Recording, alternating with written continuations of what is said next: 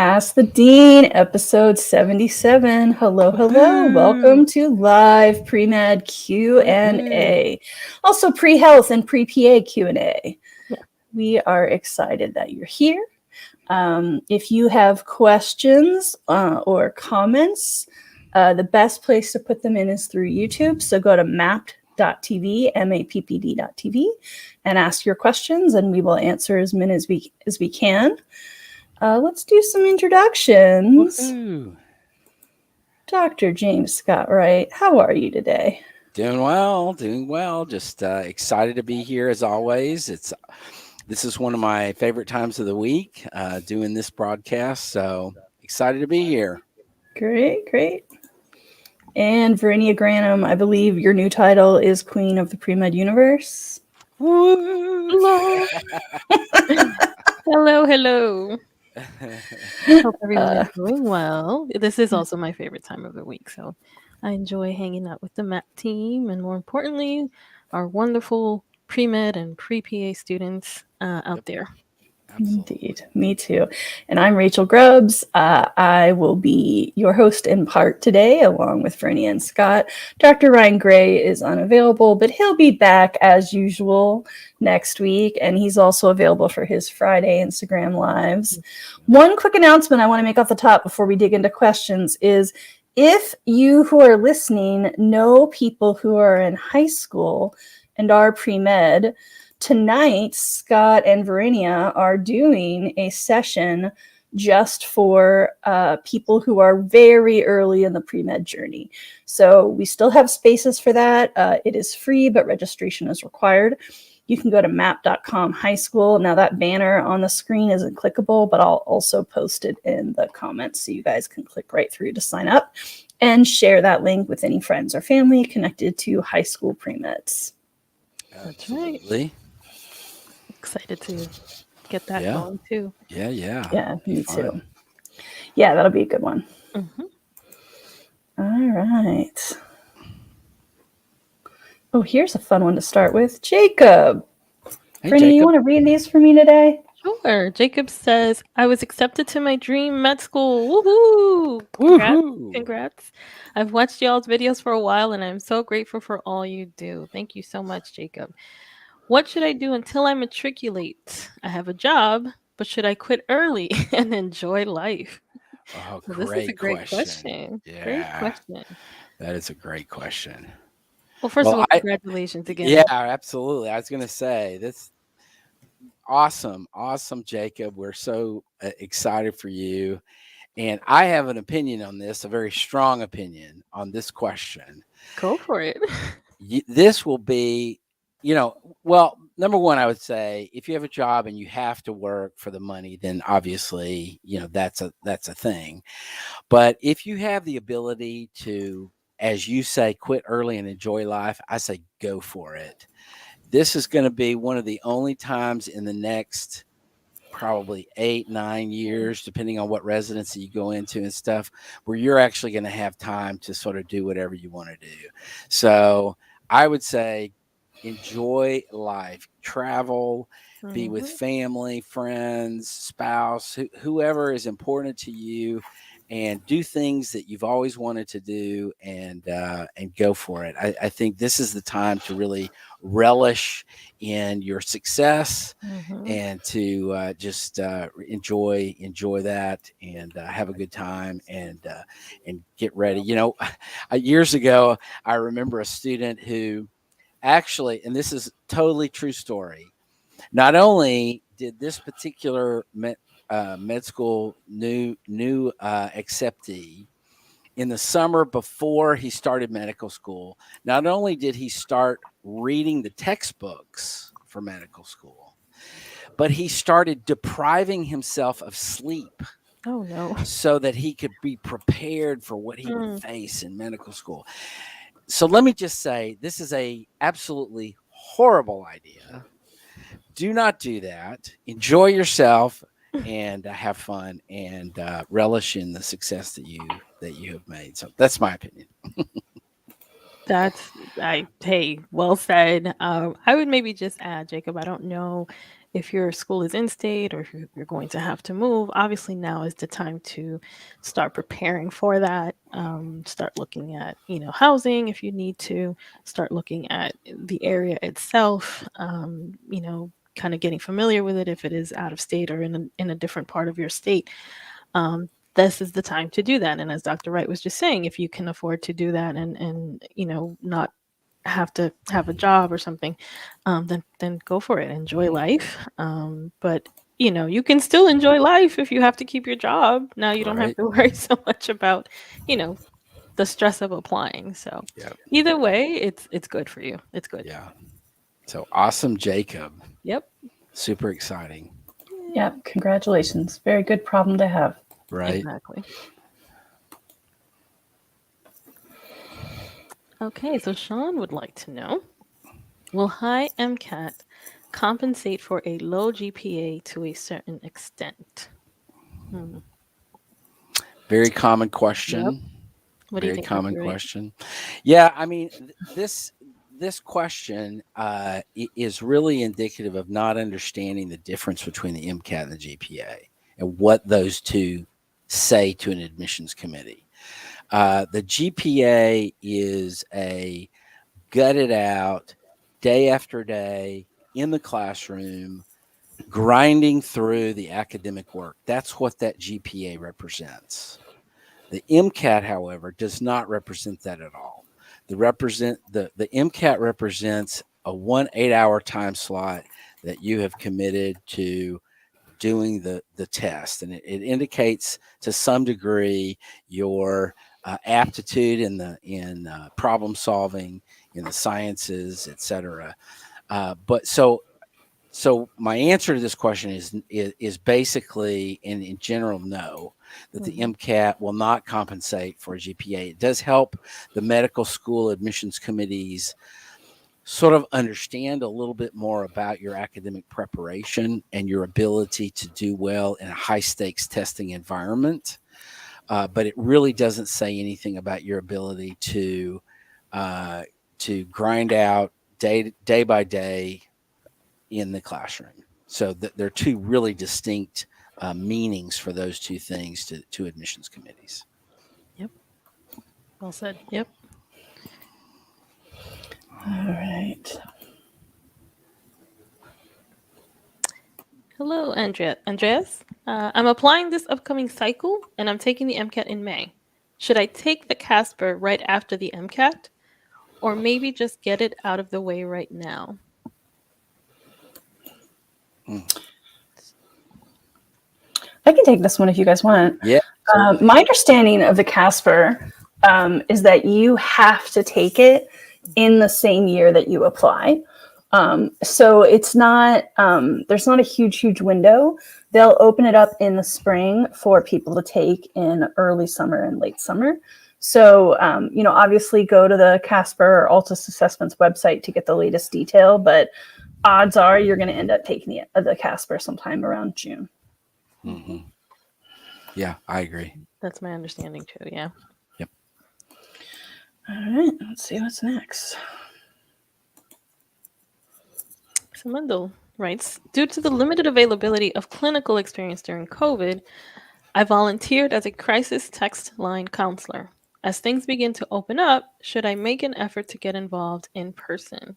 Absolutely. Yep. Absolutely, Mendel. Now that things are opening up, I actually just got an email this morning regarding shadowing opportunities, sort of in-person shadowing opportunities reopening now, and so more and more places are more willing now, especially with vaccinations available, to have in-person experiences. So whether it's shadowing, whether it's clinical, so absolutely try to get an opportunity to do something clinical in person. Try being a crisis text line counselor is of course valuable experience, but you really haven't really, from what it sounds like, you haven't really experienced anything in person and helping in that sort of clinical setting. So I would definitely try to find an opportunity that way. Yep. Absolutely. Agreed. 100%. Mm-hmm. All right. Okay, so this one's coming from a Facebook user. My initial seed that got me interested in medicine was with veterinary medicine as a kid. Would that be inappropriate to talk about in my personal statement? Yeah, I mean, I think no, it would not be inappropriate. I mean, you have to tell your story, and if that's your story, you really have to go there. Now, there's a way to do that that tells the admissions committee that you got interested in veterinary medicine for these reasons, and this is kind of how that played out, and then you've got to talk about the transition from veterinary medicine to human medicine in a way. How did that part of the process occur for you? And indicate that. But you have to tell your story, and this is not necessarily an uncommon story. Kids like animals, and you get involved in a veterinary clinic as a helper, or as somebody, a medical assistant type person in the veterinary clinic, and as a volunteer, but sooner or later you sort of realize that what you're really interested in is in human medicine. And so, but you tell that story, and I don't think it's inappropriate at all. No, absolutely. I think it's great. I think, like Dr. Wright was just saying, it shows that there was an interest initially there in helping, whether an animal or, a person, but definitely you want to focus on what sort of made you decide, okay, maybe I want to work with humans instead of animals. So. Or that particular species of animal. Yeah. Yeah, right. Exactly. Oh, she's feeling persnickety. All right, let's keep going. Okay. AD would like to know, what would you recommend for a soon graduating student athlete who hasn't yet found enough shadowing experience? It's time to get more experience. Yep. So now that you're graduating, AD, hopefully you'll have more time available to go out there, find some opportunities, not just for shadowing, but also maybe some clinical experience. Not sure, what your plans are now that you're graduating, or if you have a job already, but maybe looking into getting a job that would allow you to get some clinical experience, or maybe volunteer, anything to kind of get more hours done, get more experience, get more exposure. Yeah, and I feel like that this may be. There's two ways that this could go, AD.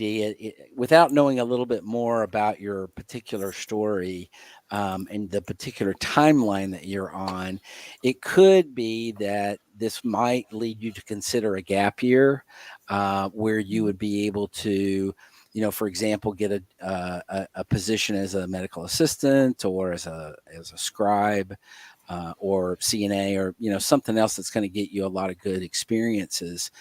You might want to consider that as an option, and so that you do really have the opportunity to get a lot more experience. I understand completely where you're coming from. Student athletes, your time is really tight, and it's very difficult to work into that. And so this is why bring up the possibility of perhaps a gap year, and you may want to consider that. It's certainly something that you would want to discuss with your campus pre-med advisor, and find out kind of their thoughts.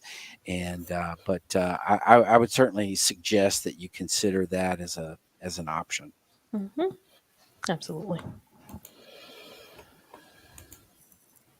All right, Jennifer would like to know, I am currently a CNA, and I was wondering if that would count for clinical hours. Yes, absolutely. Absolutely. Jennifer. Yep. That is great clinical experience, and Absolutely. it's what we would recommend to the AD, that that's an opportunity to also look into that requires certification, but it's definitely clinical experience, Jennifer. Yep. OG Chop. I started my pre-med journey. I started my pre-med journey late in college, and I graduated in about 2 semesters. First of all, it's never too late for this journey. Right. And I graduated in about 2 semesters. My GPA needs some repair due to a tough business curriculum. Should I graduate and complete a postbac, or squeeze it out? What do you think, Dr. Wright?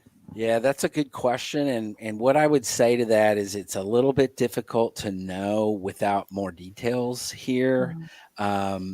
when you say my GPA needs some repair, I don't exactly know what that means. Is your GPA a 2.5 or is it a 3.2 or is, where is that? It would depend somewhat. The details are going to dictate a little bit about what the response would be, I think, from us. I think a postbac program would certainly be helpful if your GPA needs repair. So what I would say, if you're a business student, this is certainly a situation where you want to seek out assistance from the pre-med advisor of your institution. Really, they'll be able to look really a lot more specifically at your story, the academic progress of things, and how that's gone. If you don't have a pre-med advisor on your campus, or if there's some reason why you're not able to access your pre-med advisor, or if you just want another opinion about that, then certainly we at MAPT are here to to do that, and we can have a session with you, a Zoom session with you, to really talk about the specifics. It's really helpful if you're a MAPT member, where we can kind of see the GPA trends and stuff, and kind of where that's all coming from. But even if you're not, we can delve a little bit deeper into this. But generally, based on what you've said in this question, I would say probably a postbac seems pretty reasonable. Yeah, and the free GPA calculator, is a great thing to access there.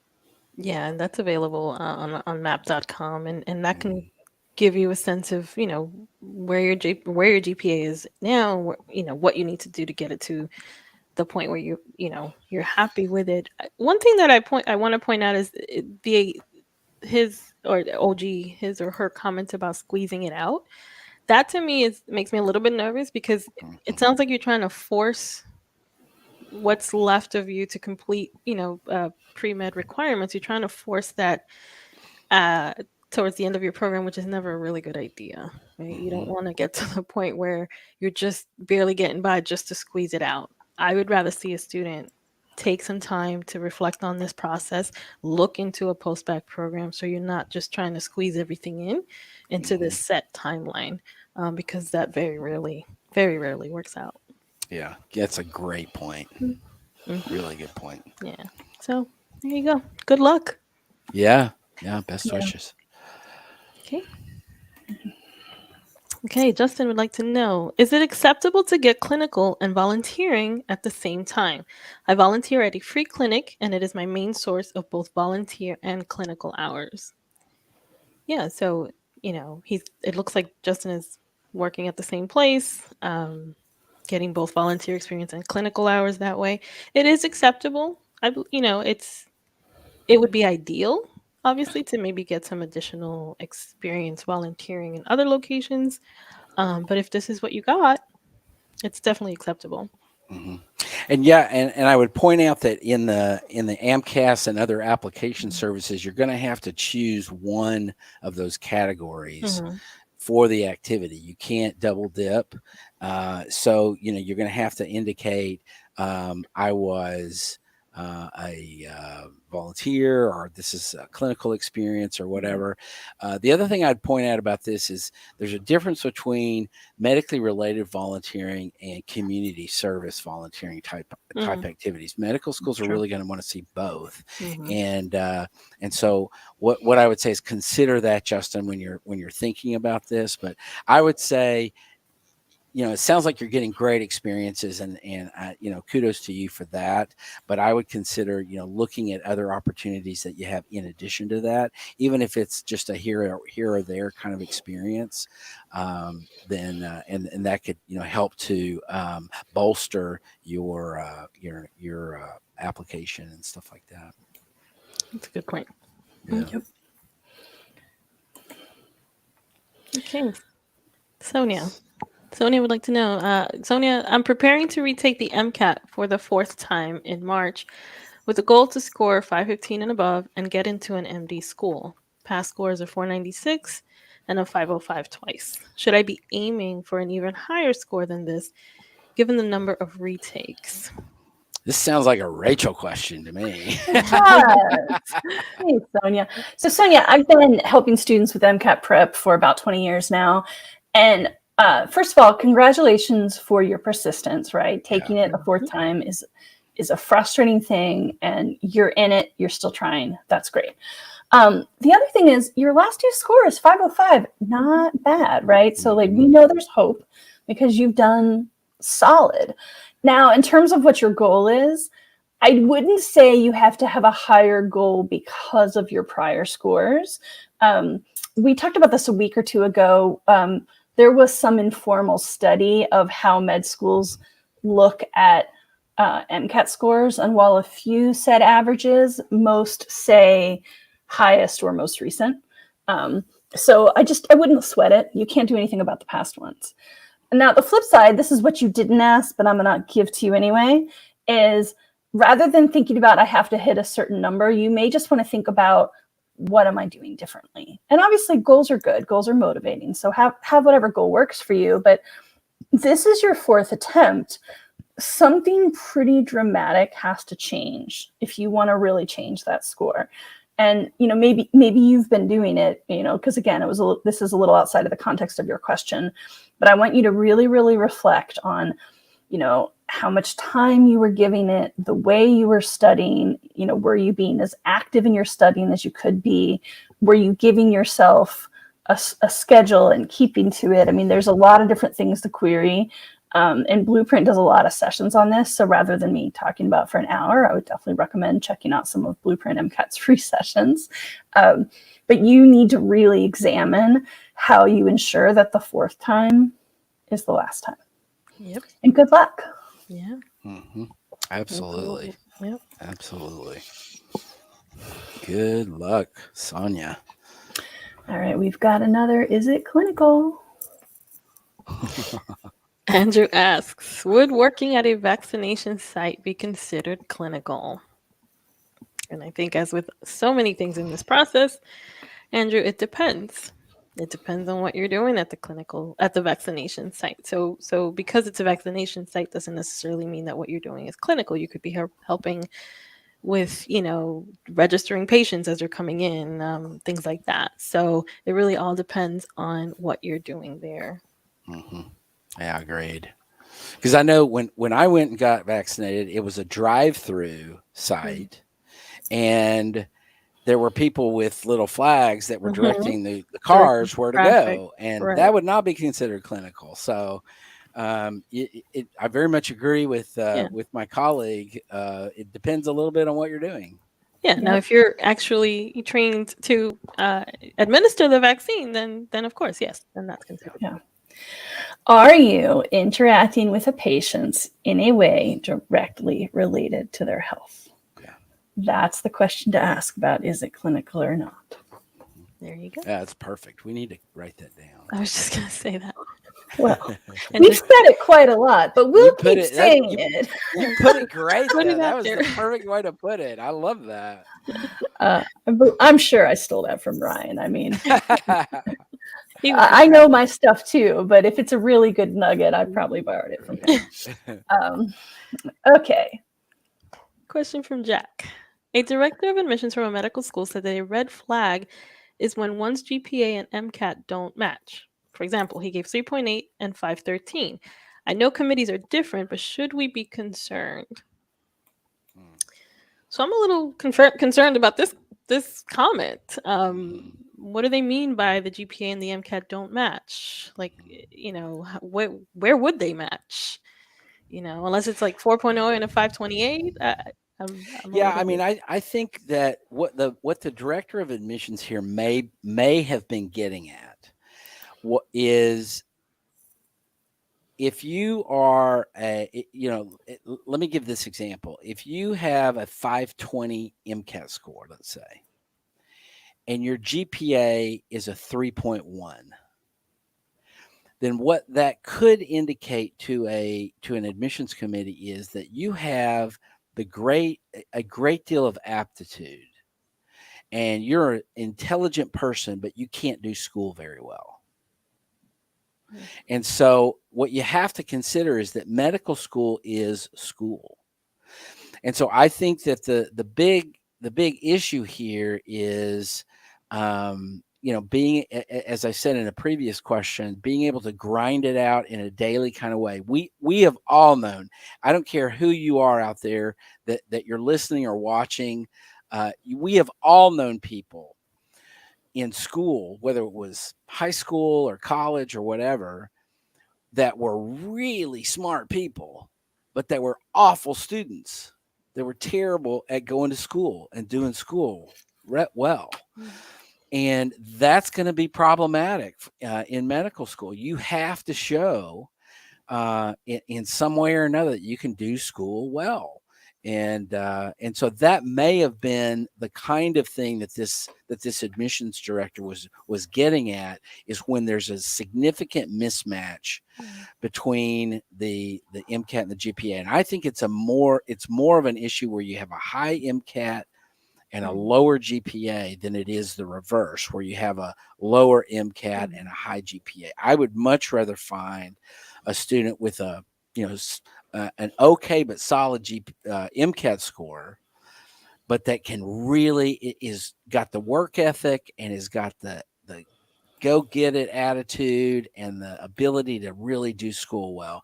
That to me is a much better student than a student who can knock the top out of the MCAT, but not so much in terms of school. Yeah. And it goes towards what you were saying earlier, that a high MCAT score doesn't necessarily, dismiss the lower GPA. That's right. Yeah. That's right. Oops. Sorry, guys. Question from Lydia. I did well, mostly A's in bio classes, but struggled through chemistry. Retook OChem multiple times. I revamped my study methods and I'm doing a postbac now. How many units would be enough to demonstrate good academics? Good question. Yeah, and this is a pretty common question. Lydia, I mean, my feeling is that I would want to see, in terms of science classes, upper level, if you're doing undergraduate stuff, postbac work, I'd really want to see probably 35, at least 35 to 40 hours of science work. To really say, because what you're wanting to do here is give the admissions committee a lot of confidence that you've turned it around, that the revamping of your study methods are really showing a good deal of success, and the more credit hours that you have to show that, the more I'm blocking on the word I'm looking for, the more confidence that the schools are going to have in that turnaround. Right. So I'd say 35, 40 or so. Sustained academic rigor. Yep. That's There the you goal. go. Yep. Absolutely. All right. Kai Cal would like to know. Hi, I'm currently shadowing a surgeon during his clinic days, and along with the shadowing, he allows me to room patients and use the ultrasound.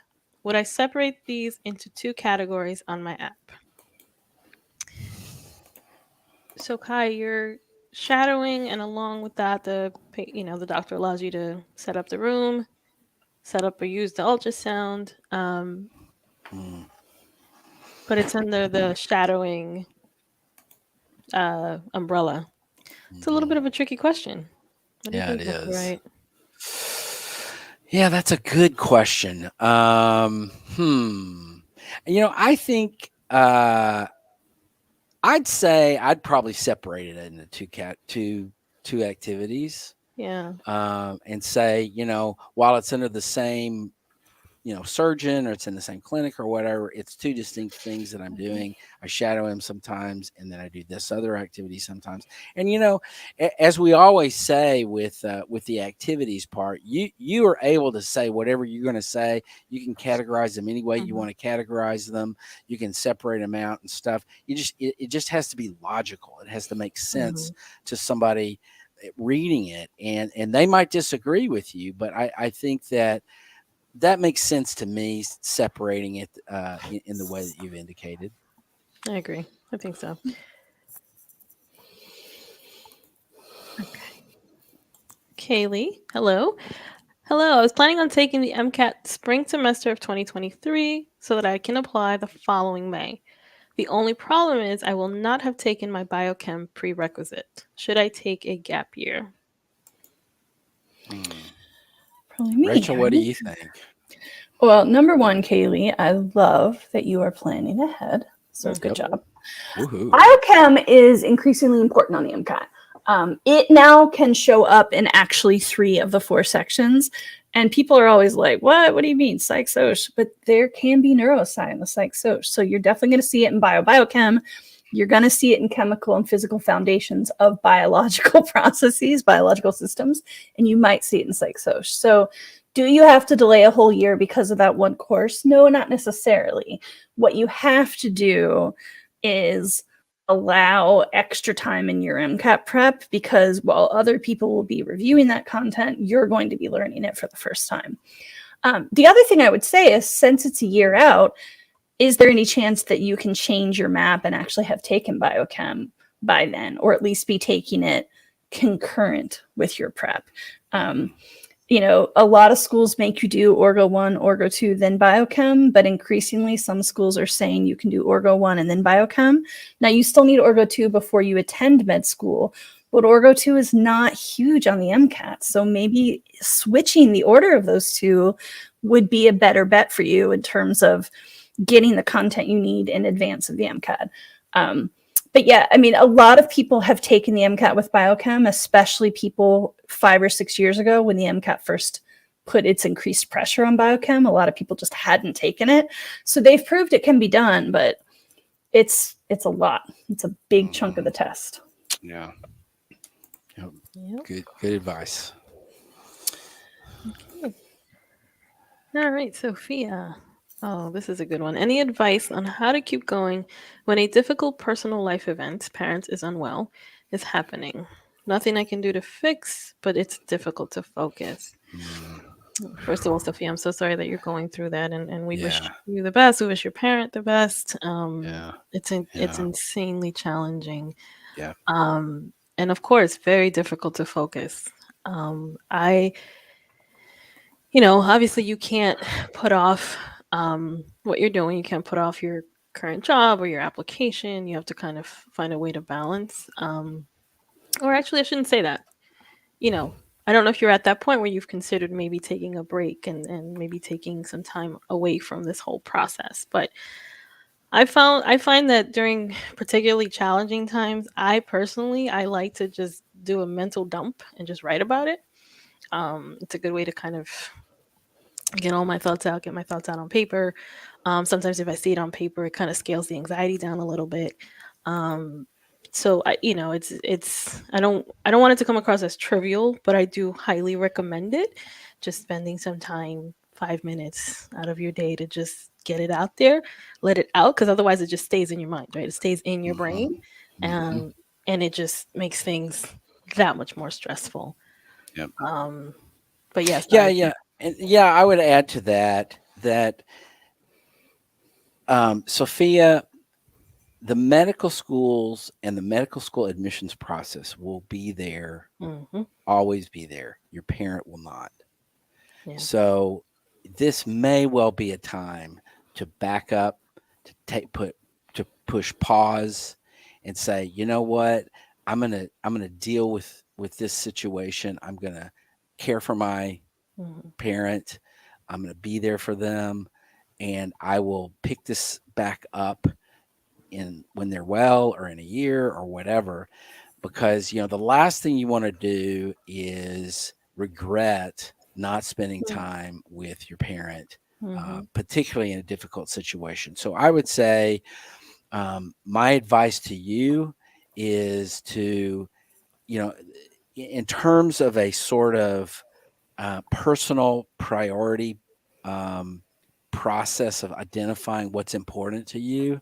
Um, sometimes you have to make those tough choices, and I would say this may be a time where you want or you may need to just kind of back up a little bit and care for the parent and care for yourself in that process, and then pick the med school thing back up at a later time. Yep. Yeah, no easy answers there, Sophia. Good luck. So yeah, Good good luck. luck, Sophia. Shihan. Question from Shihan. How competitive is it getting into an MD PhD program? I'm looking at a 3.5 science GPA and 3.57 cumulative. I'm also looking at 1,500 plus hours of research. Is an MD PhD too much of a reach?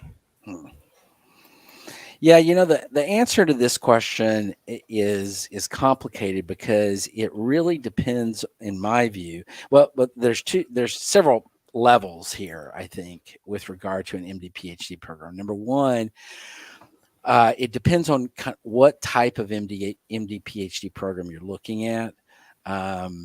There are NIH funded programs, the medical scientist training programs, and then there are just independent or local MD PhD programs at medical schools. NIH funded programs are sometimes more difficult to enter into. Because they're more competitive, because they're funded, et cetera. There's a lot of reasons for that.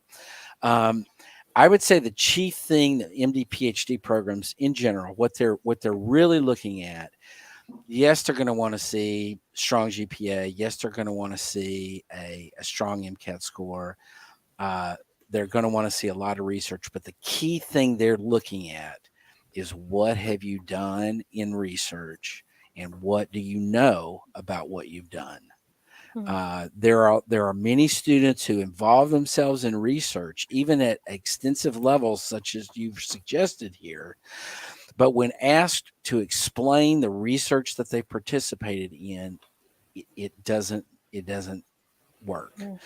They really don't get the main picture, and I've had a lot of contact with MD PhD programs and what they look for and what they're really what it takes, and that's the key. The key is the level of research that you've been involved in and what you know about it, and can you really explain what you've been involved with and the implications of it and the et cetera. It's not about the mechanics.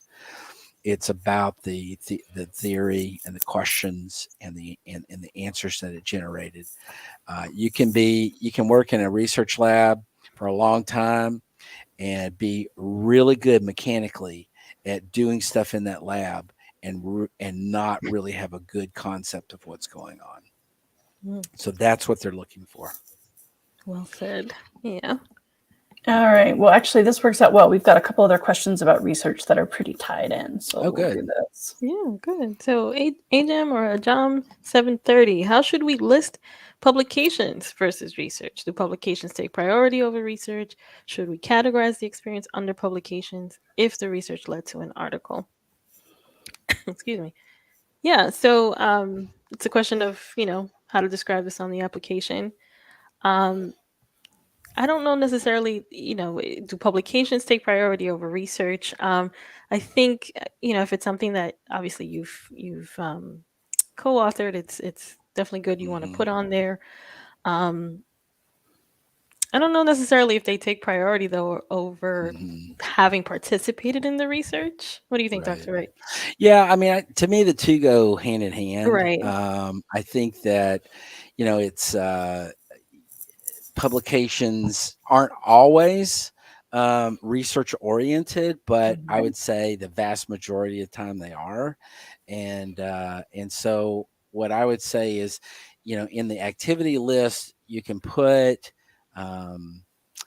this is the research I was doing, this is the lab, whatever, and you can indicate the publication within the context of that research description. Or you can do if you have multiple publications, you can have a whole different description, whole different entry just for publications. It sort of depends on kind of how much you got and what you were doing with them and stuff like that. So it could be either way. It really depends on what makes sense in terms of your specific situation. Right. Yep. Yep. I would say I don't think publications necessarily take priority over research for the simple reason that lots of people who do research don't get published. You could be an integral part of the lab team for 5 years, and if it's a 7-year project, they're just not ready to publish. Right. So I wouldn't think about it in those terms, but I understand if you've experienced both, you would want to highlight the two different things. Yeah, I agree. Okay, one more research oriented, and then we'll get into other topics again. Sure. Any advice on how to answer the why medicine in the personal statement if you don't necessarily plan to become a clinician? No, I said this was research oriented. I'm reading between the lines. This person does not say what they plan to be, but I'm assuming if they're not a clinician, right? I mean, Dr. Wright, what do you think about this? Yeah, I think it.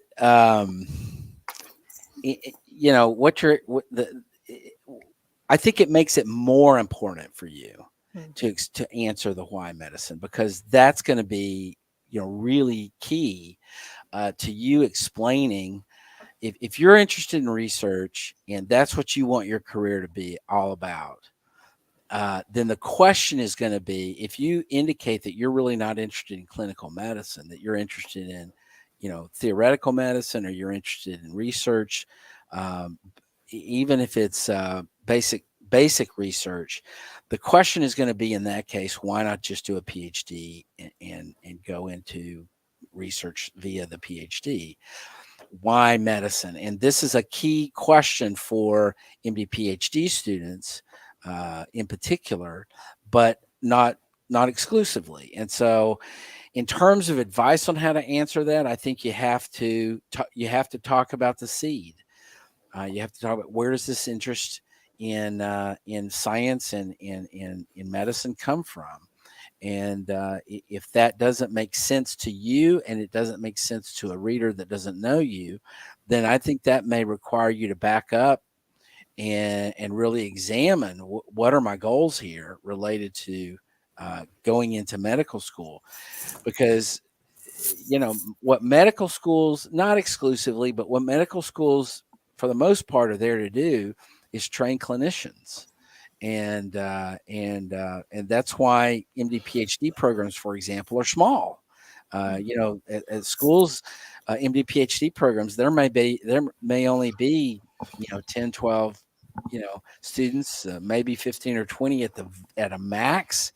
At a large medical school's MD PhD program, and that would be out of 200 to 250 students in the program. So you're talking about a very small percentage of MD PhD students in those schools, and even in that way, many of those MD PhD students are interested in clinical medicine.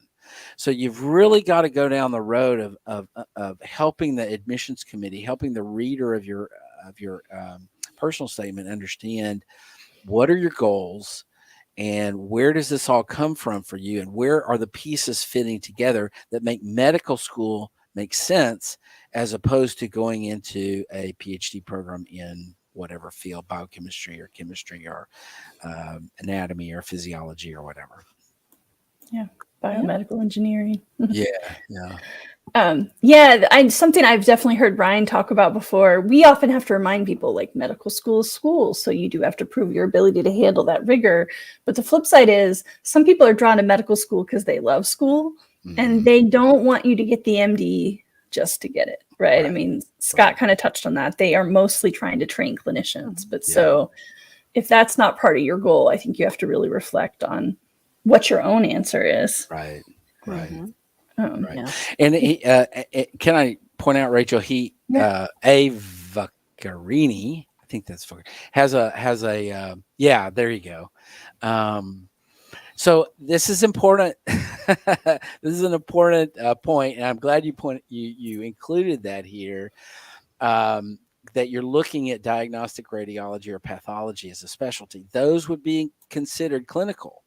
So, even though you're in a room looking at films or MRI results, or you're in a lab looking at a microscope, you're dealing with patients individually and their particular situations individually. And so I would say you need to change your nomenclature a little bit.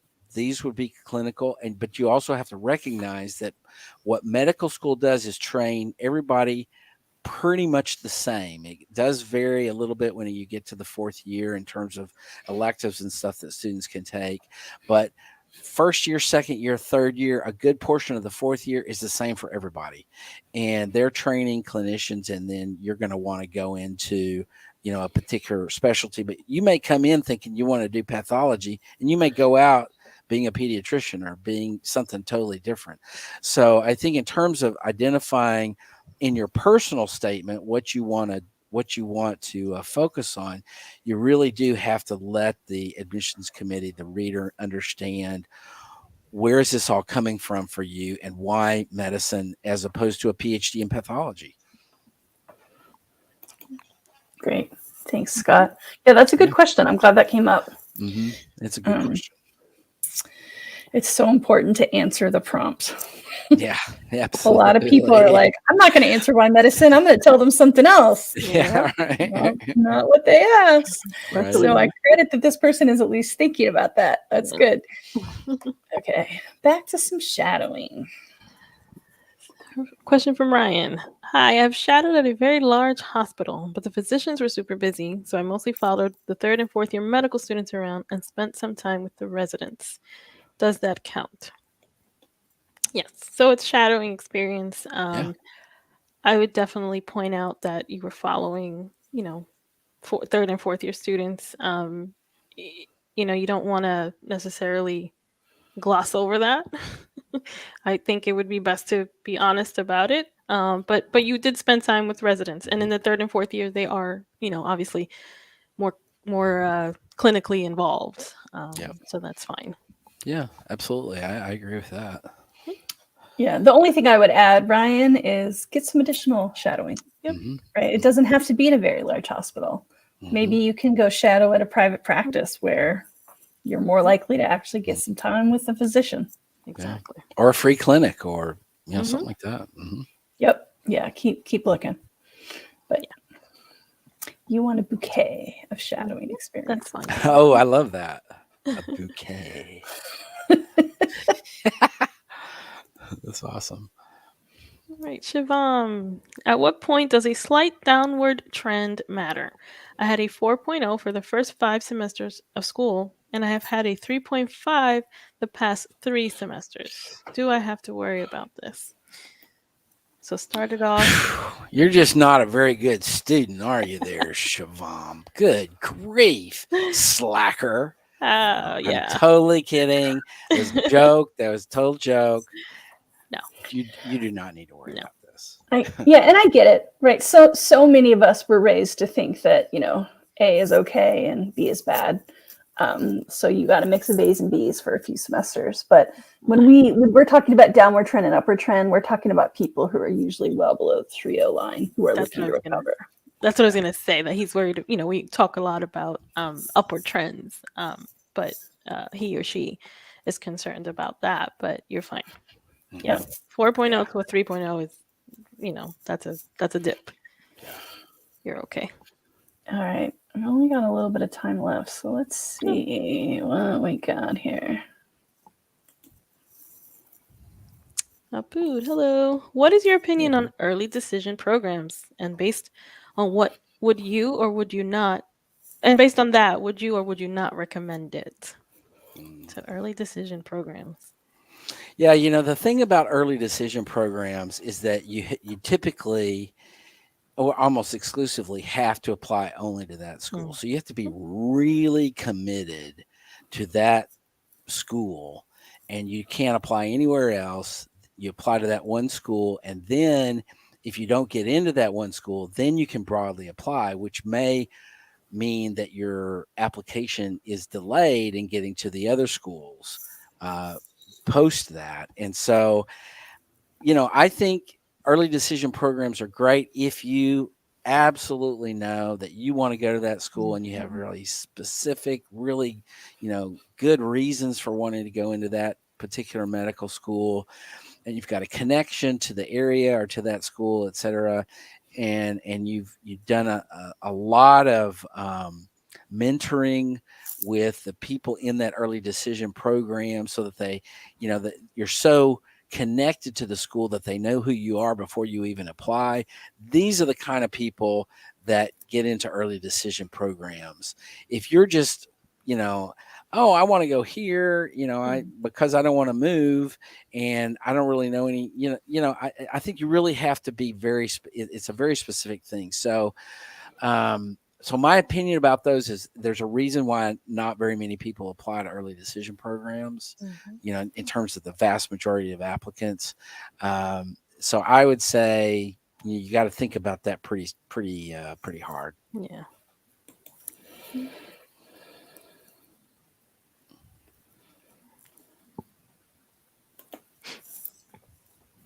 Comment here from Nicholas. Hi all. I just got accepted to medical school yesterday. Woohoo! Yay. We don't have the little buttons and stuff that Ryan has. The clapping sound. With all the applause, and all that. So. We'll do our own. We'll do our best. Congratulations, Nicholas. Thank you for your help with these videos. I'm planning on taking different courses next semester than what is on my AMCAS application. Is this fine? Yes. It is fine, but you got to let the medical school know that you've made some changes. Update. And update them, because there are some medical schools that are going to hold you to exactly what you said in your application. So if you've got a difference, if you instead of taking micro, you're going to take something else or whatever, you need to make sure. And if I were you, I would get the permission of the medical school rather than just telling them this is what you're going to do. You would go with the concept of saying, this is what I would like to do. Is this acceptable with you? Yeah. And I probably wouldn't say now that I've been accepted, I don't want to take these classes anymore. Right. You're going to want to maybe phrase it in a way that, due to whatever other academic reasons or my schedule is different now, I'm making these changes to my schedule. Yeah. Good luck. Yep. Yeah. Congratulations, Nicholas. That's fantastic. Nice to hear it. Yeah, that's wonderful to hear. All right. Let's see. One more for people applying this cycle, the current one. Sure. Hey, Devin. Question from Devin. Oh, TMDSAS wants grade updates in December. Do some schools wait for this update before inviting for interviews? Dr. Wright, what's your experience? I would say typically no. What they, I would say that they are using the grade updates in December to understand if you're continuing with the courses that you indicate, as well as in your application, as well as making sure that you're continuing to be strong in the classroom. But in terms of waiting for updates before inviting for interviews, I would say no, that is not what they're doing. Okay. All right. Let's take one last one. One last one. Yeah, question from Justin. Is there a certain amount of hours that you should aim for when it comes to clinical hours? Seeing students on SDN Reddit with thousands is intimidating when you only have a few hundred. You slacker, Justin. Right. Man, SDN and Reddit. Your first mistake. Okay, here's my soapbox statement. Justin, is your first mistake is getting on and reading Student Doctor Network and Reddit. Yep. Yeah. You don't know if they're being honest. You don't know what these thousands of hours are, and you don't know how many students have those thousands of hours. I don't think I put very, very little credibility in those things. Yeah. And I think you need to be satisfied, hundreds of hours. I don't know how many hundreds you've got, but as long as you are getting experiences, and the key here is reflecting on them. What do they mean to you? What do you see going on? And that kind of stuff. That's really what the admissions committees are looking at. They're looking at the value of those experiences, not at how many you've got. And please, if you're gonna read Student Doctor Network forums, if you're gonna look at Reddit, you've got to do it within the context of understanding that you don't know anything about those people. They could be lunatics who've applied 14 times and not gotten in, as far as you know. You don't know. And so it's grain of salt thing there. Exactly. Yeah. Well, and some of them do have thousands of hours, but that's because they might have been RNs for 10 years before changing careers. That's right. And that is fabulous clinical experience, right? But that's not the path you have to take. And it's atypical. Yeah. Beware the anecdote, right? It's always fine to talk to people and learn about their personal experience for mentoring and understanding their story. But one person's story, as tempting as it is, you don't want to just copy paste, right? You have to do what's right for you and hope and do enough research to know if it's in the trends of what's okay. There you go. All right, so we're coming to the end here, friends. As always, this is getting more popular, which we love, but so we don't always have time to get to every single one. We'll be back next week, Wednesday, 1 p.m. Eastern. I believe on Friday, Ryan is also doing his Instagram Live. That's at 11 a.m. Eastern, so another chance for live Q&A. And then one last reminder, if you or someone you know is connected to a pre-med student who is in high school and they're at least thinking about becoming a physician, spend some more time with Scott and Vernia tonight. They're going to talk specifically about that journey. Open to everybody, right? So the high school students, their parents, their families, their mentors and advisors, anyone connected to high school students who might be thinking pre-med, right? Absolutely. Yep. Absolutely.